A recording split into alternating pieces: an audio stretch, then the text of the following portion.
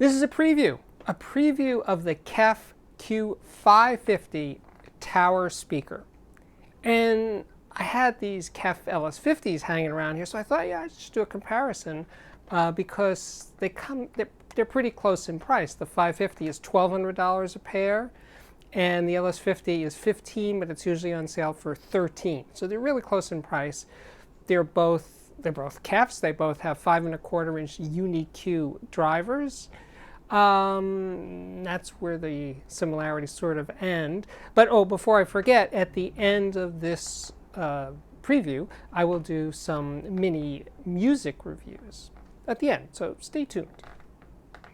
So what can I tell you? Let's see. First of all the specifications for both speakers, the LS50 and the Q550, I will link to those in the description box directly below this video.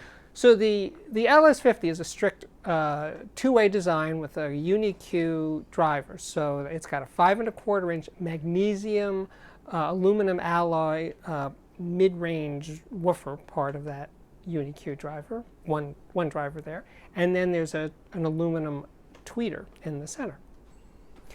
But in the Q550, it's a little different. It's also a 5¼ inch Uni-Q, but the 5¼ part, the mid-range part of that one, since it's a tower speaker, isn't magnesium aluminum, it's just aluminum. And this tweeter part is also a 1-inch dome tweeter.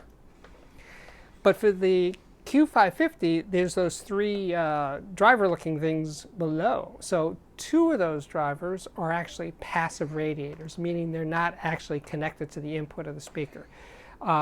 There's in the center is the active 5¼ inch. So though KEF calls the Q550 a 2½-way design, I'm kind of confused because there's an actual woofer, and then there's a mid-range, and then there's the tweeter, plus the two passive radiators.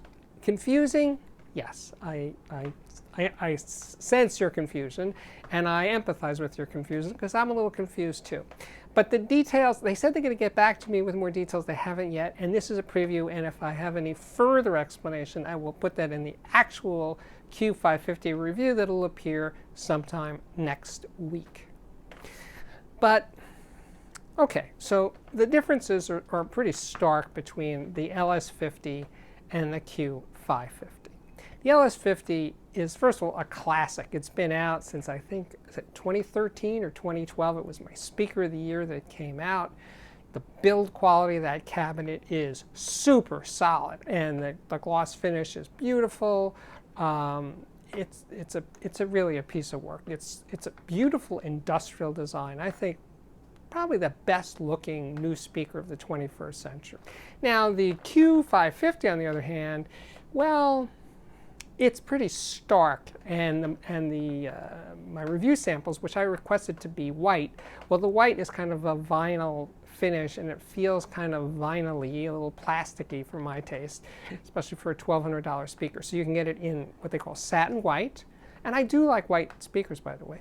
You can get it in satin white or satin black, or there's also a walnut finish. I'm not sure if the walnut is real walnut or vinyl. I'm assuming, since it's the same price as the vinyl ones, that it's also vinyl. And I can't comment on how good it looks because I haven't seen it. But in pictures, it looks fantastic. I put I've been listening a lot to the 550 since I'm reviewing it, so I've been listening to that a lot, and I switched over to the LS50. And the LS50, and by the way, for this part of the review, I was using Past Labs XA25 power amplifier. For the Q550 sounds big. I mean, as towers go, it's not that big, but it has a sense of weight to it. And those three 5¼ inch drivers in the lower part of the cabinet, they have some oomph, but what I really like is they're really fast sounding, really detailed, a lot of texture, a lot of palpability going on there. So that's impressive. Blend with the top, with the Uni-Q is fantastic. So when I go to the LS50, things get smaller. It sounds like it is a smaller speaker. It sounds like a smaller speaker. And I listen to it near field, which helps get around the smallness, because the closer you get to a basically a stand mount speaker, the bigger it is. It's a relative thing. And yeah, but it's not got the low end grunt that the Q550 does. So, and also the Q550's dynamic expressiveness and stuff is way better than the LS50. The LS50 is a small speaker and it sounds small. And the Q550 is not exactly a big speaker, but it's a lot bigger than the LS50. And it sounds bigger. The Q550, I think if you're into bass and you don't want to deal with the extra expense and placement issues of a subwoofer, the Q550 is really, really, it's good. It's really good. And it's the speed of the bass that really surprised me. It's really tight. It's really, it sounds just surprisingly precise. My wife, who rarely comments on the sound of the things that I'm reviewing, she noticed it. She said, wow, they're really good. I said, yeah, they are. Imaging of both is really good, but the LS50 is more holographic. It's more cohesive sounding than the 550. 550 plays louder, is more dynamic, and has more bass. As for the music reviews that I promised, I have two. The first one is a Dr. John record from 1990 called, I don't know how to pronounce this, Bluesania? Anyway, it's kind of a jazzy, bluesy, funky, late night kind of sounding recording. Now the next one, Olatunji. This is an incredible recording. It was done in 1960, I was about to say 1959, Drums of Passion. And it's probably the first world music recording that hit it big, certainly in the United States. It was played on AM radio. I heard it a lot as a kid. And it's basically a lot of drumming and a lot of chanting, but it's got these grooves that even as a kid I was totally into this record. I bought the LP, not in 1960, but I bought the LP, and it's been sort of a reference of sorts for a long time. But I forgot about it. I mean, I have a lot of recordings, so I don't play them all the time. But this record came back into my consciousness somehow, and it's a blast. So if that's up your alley, by all means check it out. And I just want to say briefly that Olatunji made a Chesky recording way back 15 years ago. And I was actually actively working for Chesky Records at that point.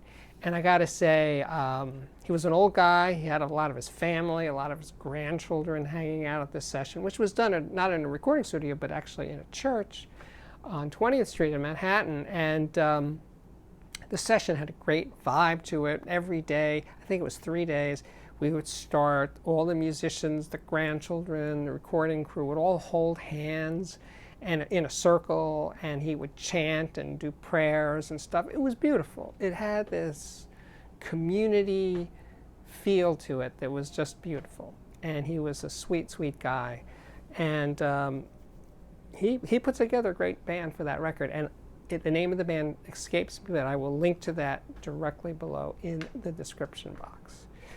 I think we have done it. My name is Steve Guttenberg. This is the Audiophiliac Daily Show, and it does come up pretty much daily, 5, 6, 7 times a week, so check back often. Please, I urge you, and I mean it, subscribe to this YouTube channel. When you do, give it a thumbs up, but when you subscribe, hit that little notification bell so you'll be notified every time there's a new episode.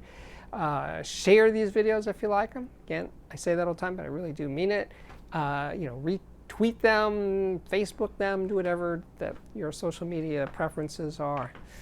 If you've gotten this far into the video, yes, I'm going to do a little ad for myself. Check out my Patreon at patreon.com/ let's say it together, Audiophiliac.